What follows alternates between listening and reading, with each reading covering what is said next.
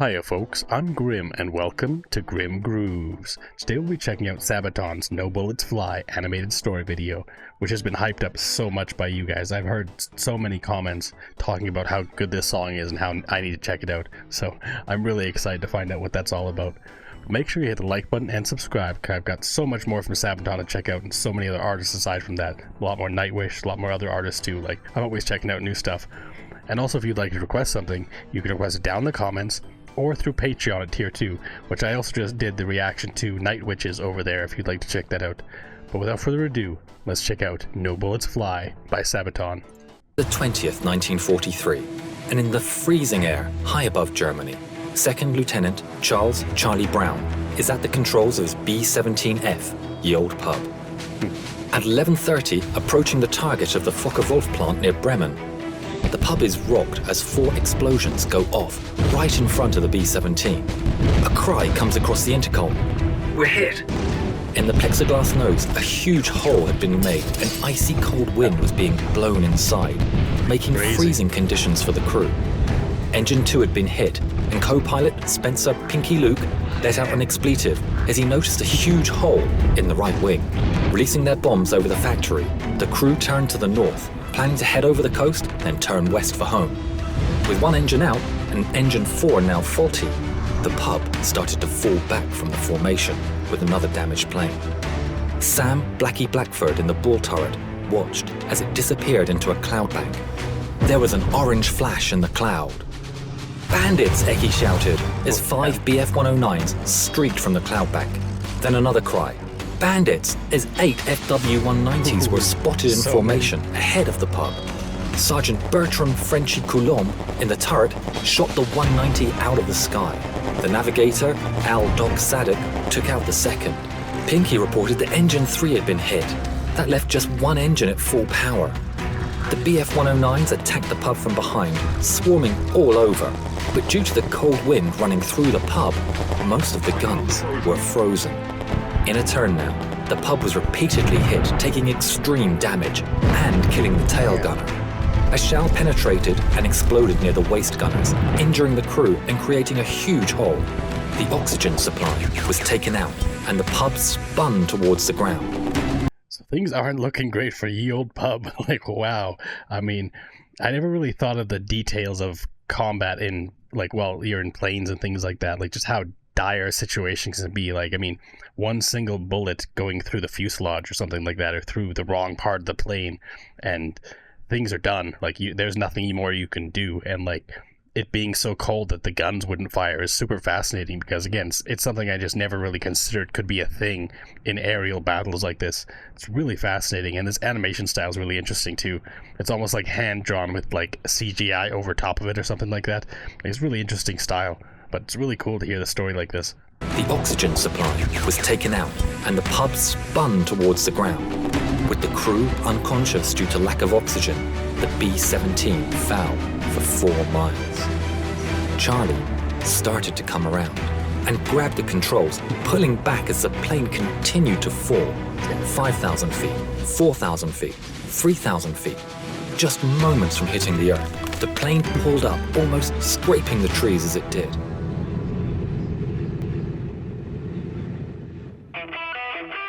Oh, and here's the start of the song.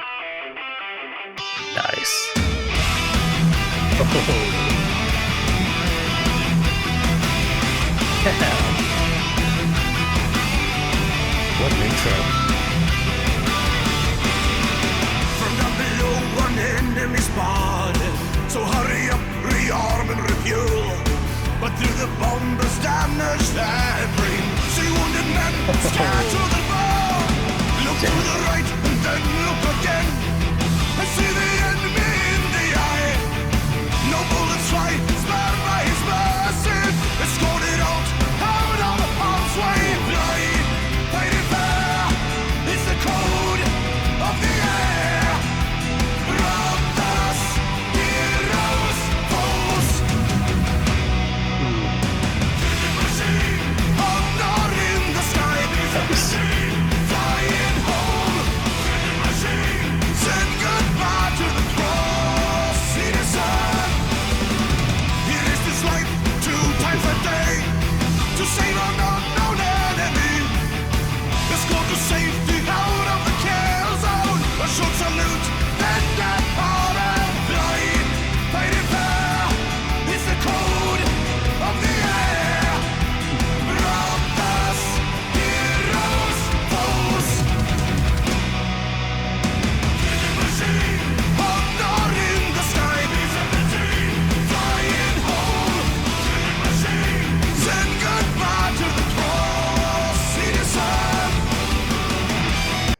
Wow, this is incredible. I mean, knowing the history, a little bit of the history, anyways, of this story, and then hearing the song afterwards, it's so much more fascinating.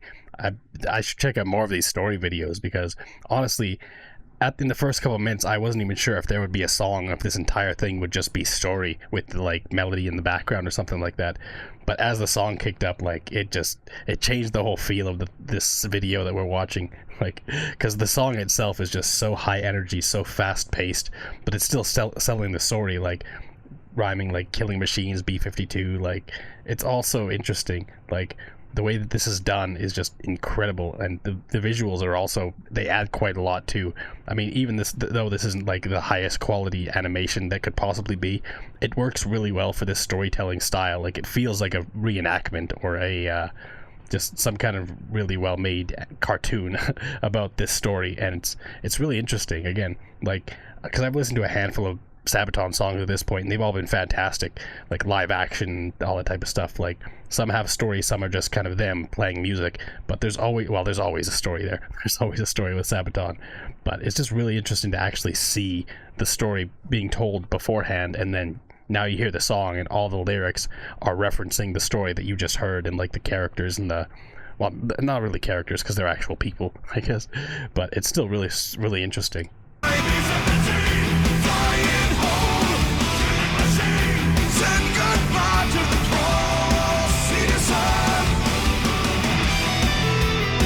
Oh, nice.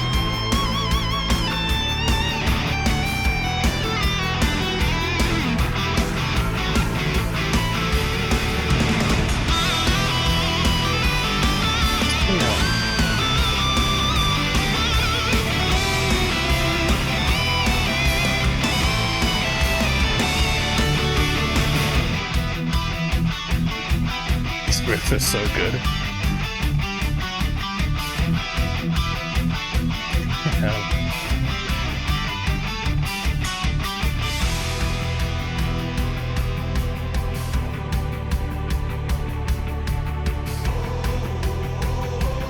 Oh, nice.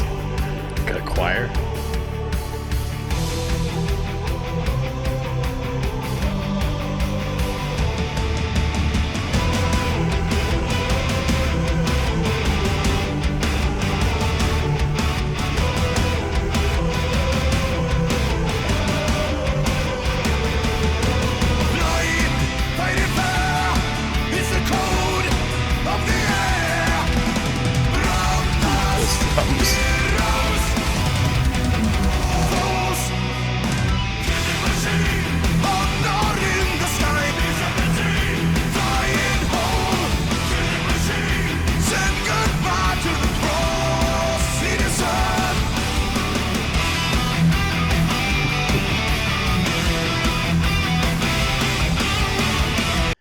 Riffs in this song are absolutely incredible. I mean, Sabaton's always just blown me away with how many fantastic melodies they come up with, especially with the guitar melodies. Like, riffs like this are just so catchy, and like that little breakdown we had before, like the solo section there, is absolutely incredible. I mean, even for Sabaton standards, like, they just keep getting better with every new song I hear. It's just always blowing me away. Just, they're so talented. I mean, this level of just skill when it comes to the composition of the song, it elevates everything else in the music, right? Like, obviously the singer is also incredible. Joaquin does an amazing job and stuff like that, and also the backing vocals from the rest of the group and like that choir section, it's all amazing.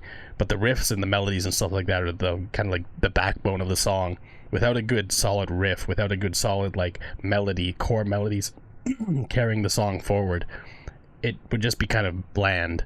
But Sabaton always just manages to bring such amazing riffs and such amazing melodies to the table with every song they make.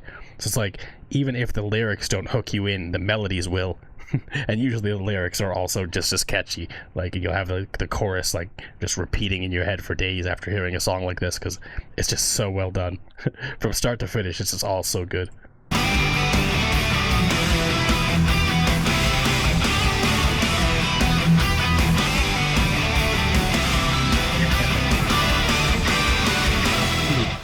Nice. The story was kept secret until 1986, when Brown started the search for the German pilot who had shown mercy on that December day all those years ago. In 1990, Brown received a letter from a man named Stigler, who was living in Canada. Stigler explained that he had been the pilot of the German fighter who had escorted Ye Olde Pub.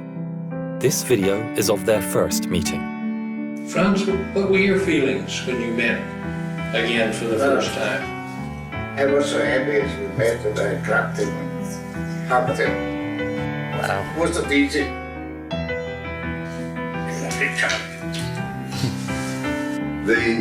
The fact that he risked his life really in many ways, and I wrote him in a letter. I said, if you made a habit of feeling sorry for bomber crews, flag up alongside them, I am sure that you were shot down many times. But it was not only the audacity that he came up to us and then recognizing the threat. If someone had seen him and reported him, it could have been a death sentence. Franz gifted Charlie a book, and inside the inscription read, "In 1940, I lost my only brother as a night fighter. On the 20th of December, 4 days before Christmas, I had the chance to save a B-17 from her destruction. A plane so badly damaged, it was a wonder that she was still flying. The pilot, Charlie Brown, is for me as precious as my brother was. Thanks, Charlie. Your brother Franz." In 2008, within a few months of each other, the two firm friends went on their final journey. Franz Stigler never got the Knight's Cross, but as he always said, he got something better. Wow. That's amazing.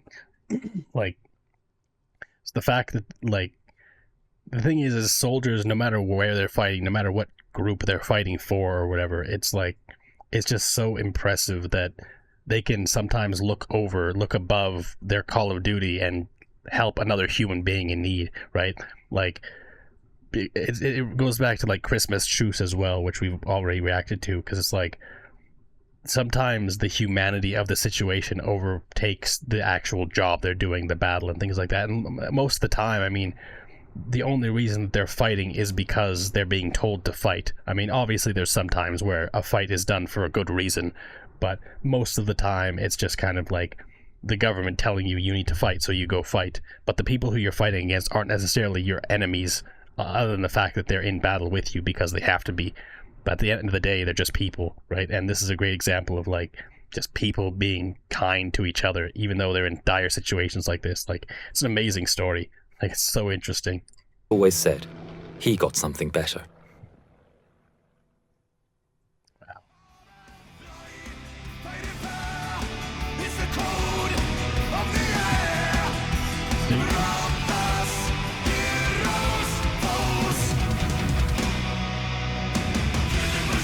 Mark, go listen.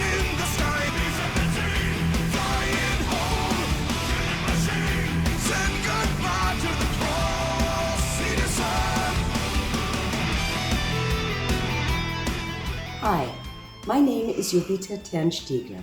I would like to thank Sabaton and your song, No Bullets Fly. Because of this, the story of my father will live on. See you on your next concert tour. Safe journey, gentlemen, and again, thank you. Wow. And they showed up. That's awesome. The connection of these songs, too, because they're all stories of actual people and actual people's lives and the things that impacted their lives and changed their lives and things like that. Because, I mean, of course, it's easy to look at war as just like an abstract idea, like a battle, a war, whatever it is, especially if you're looking at the past, something like World War I, World War II. Like, we're so far removed from that. But Sabaton is able to bring back the humanity of these battles, of these fights and things like that, and the impact they had on people, the impact they had on the lives of the people in the fighting. Like, it's crazy, but it's so interesting because as time goes on, like, time heals wounds and things like that, and even though they were enemies at one point, they end up becoming friends or whatever. And especially in a situation like this where an enemy combatant essentially helped this plane survive and the people that were in it, and like, it's such an interesting story, such a fascinating story as well. And I'm glad I got this this version of it, because it informs so much more about the song that you're listening to, and also just getting the story of the people in it afterwards. Like, it's so unique and interesting. Like, I've never really heard music like this or seen something packaged in this way, but it's so well done. Like from the animation to the story to the music, like every element of this is just such high quality. It's so interesting. Like it's something I've never really seen done before, but I definitely need to check out more of this. Like if they've got more story videos and more stuff like this, like I would be happy to check it out, because this was so good. Like I had high expectations going in, but this was even better than I expected. It was really interesting. But anyways, thanks for hanging out and watching my reaction. And again, if you'd like to see my reaction to Night Witches, I've got the animated reaction to the animated video over on my Patreon. You can check that out if you like. But until next time, later days, folks.